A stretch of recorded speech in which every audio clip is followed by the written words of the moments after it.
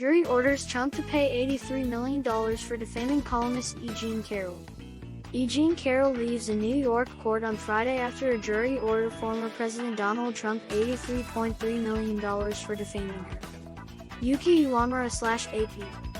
A New York jury on Friday ordered former President Donald Trump to pay a total of $83.3 million to Carroll for ruining her credibility as an advice columnist when he called her a liar after she accused him of sexual assault.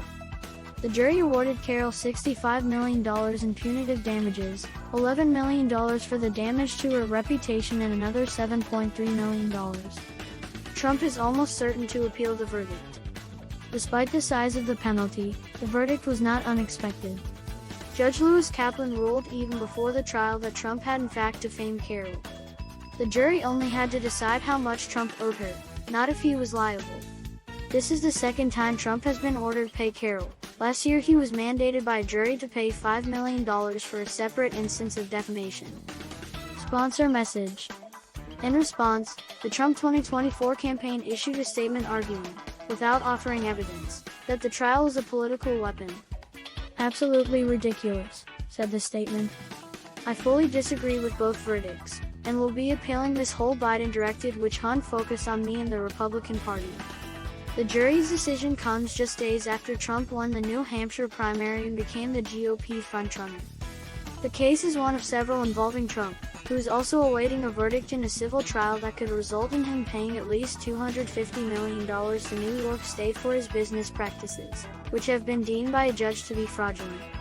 He could also be prohibited from doing business in the state where he made his name as a real estate mogul.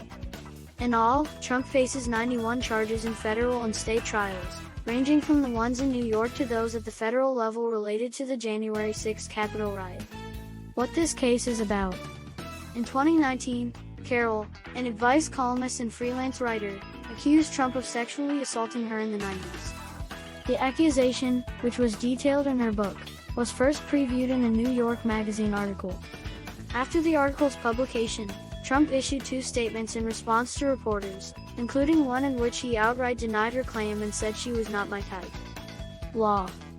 A defiant Trump is on display in the first week of Carroll's defamation case. Carroll then sued Trump for defamation, arguing that his comments ruined her reputation as a trusted source in the media, and resulted in a slew of insults and threatening messages, emails and comments to her social media accounts. At the time, Trump's Attorney General Bill Barr blocked the lawsuit, arguing Trump had made the comments in his official capacity as president. This caused the lawsuit to be stuck in court for several years. In 2023, Biden's Justice Department reversed course and allowed the first lawsuit on defamation to move forward. In part because of the 2023 decision that had found Trump liable for assault, Judge Kaplan ruled that Trump had defamed Carroll in 2019 and that the former president was also liable. Sponsor message. What testimony showed. Carroll herself was the first witness to take the stand, putting her face to face with Trump, who attended the first few days of the trial. Politics. Trump returns to a New York courtroom for second Carroll defamation trial. Carroll testified that she felt as if Trump calling her a liar ended the world I had been living in. While she used to receive hundreds of emails asking for advice to her column email, she said, she now received fewer than 10 a month. Instead, she said, she received threats and insults. Carroll's lawyer showed the jury several social media posts, messages and emails sent to Carroll in the following days after Trump's statements. "I sued to get my reputation back," Carroll said. But Trump's lawyer, Alina Habba, argued damages ought not be traced back to Trump himself. Habba also showed the jury several social media posts, but these were posted in the 5-hour gap between Carroll's allegations being published and Trump making the comments he is being sued over.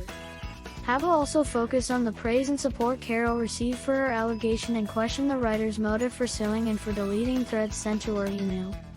Former President Donald Trump leaves Trump Tower for Manhattan federal court for the second defamation trial against him on January 22. Charlie Tribolo/AFP via Getty Images.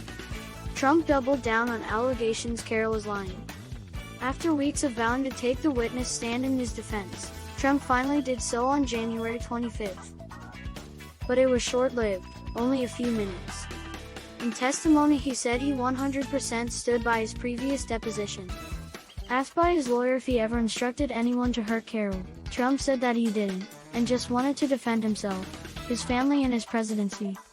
Beyond his testimony, Trump was present for several days of the trial and was vocal about the case outside the courtroom.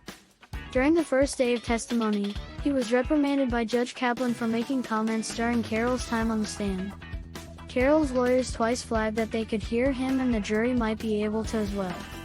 Kaplan warned Trump that his right to be present could be taken away. Sponsor message. Trump also spoke out during campaign rallies in Iowa and New Hampshire, and to reporters in New York, about his belief this trial is election interference, often reiterating claims similar to those he was being sued over.